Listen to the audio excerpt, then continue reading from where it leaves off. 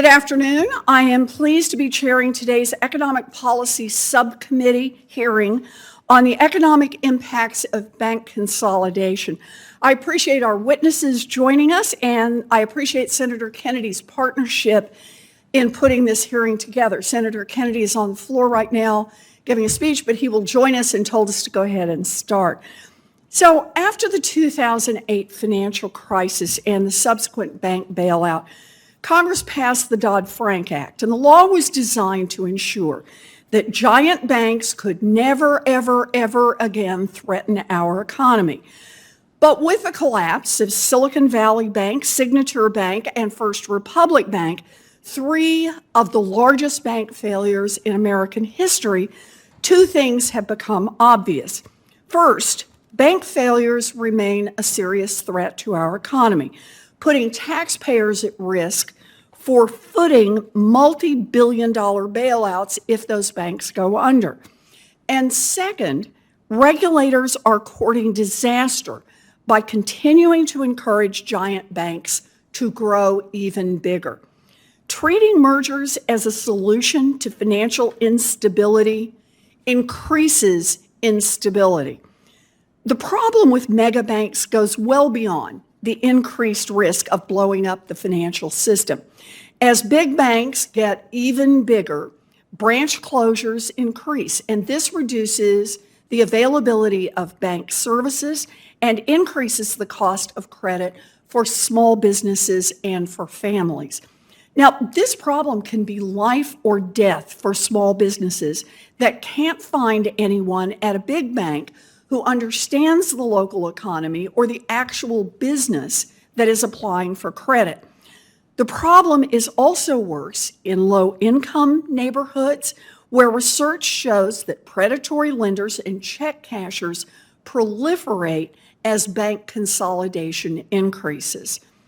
When banks merge, consolidation has ripple effects that cost jobs, lower household incomes, and slow economic growth in local economies. Bank consolidation may boost CEO pay and investor profits, but it hurts everyone else's quality of life. The problem seems obvious, and it should be easy to fix. Congress spotted this problem long ago, and in 1960 passed the Bank Merger Act to give bank regulators, in consultation with the Department of Justice, the authority to block mergers that reduce competition, harm communities, or are not in the public interest. And yet somehow, astonishingly, between 2006 and 2021, the Federal Reserve approved more than 3,500 consecutive mergers without denying a single one, a streak that would make Cal Ripken or Lou Gehrig green with envy. Now, the net result of regulators falling asleep at the switch is that since 1990, the number of banks in the U.S. has declined from more than 18,000 down to fewer than 5,000. Meanwhile, the biggest banks, those at the very top, have gotten bigger. In the mid-1990s, the 20 biggest banks in this country held a total altogether of 15% of all bank assets.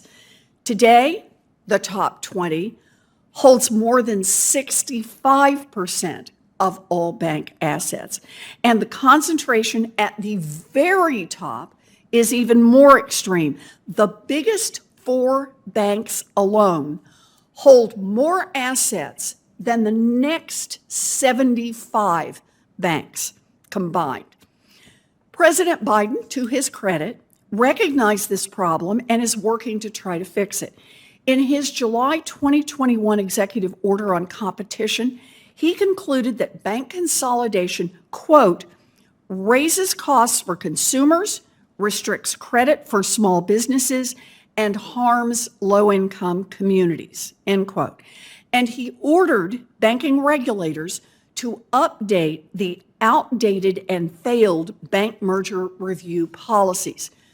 2 years later, we are finally on the cusp of seeing what those new merger guidelines are going to look like. last month, Jonathan Cantor, the Justice Department's top antitrust enforcer, indicated that new guidelines would be coming soon and that the department would be giving much tougher scrutiny to mergers. That is the good news. I hope that these guidelines are out soon, and you better believe I want them to be tougher than the current rules. But I am extraordinarily concerned about what we have seen in recent months from banking regulators. When First Republic Bank collapsed in April, the bank was ultimately sold to the biggest bank in America, J.P. Morgan Chase.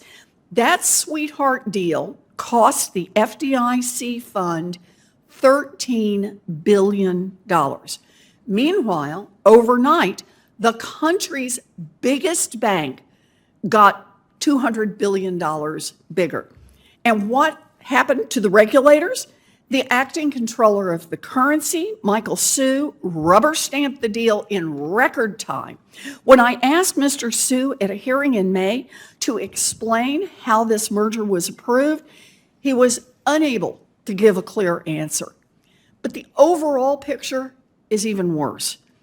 Instead of inattentive regulators who don't use their tools to block increasing consolidation, leaders within the Biden administration seem to be inviting more mergers.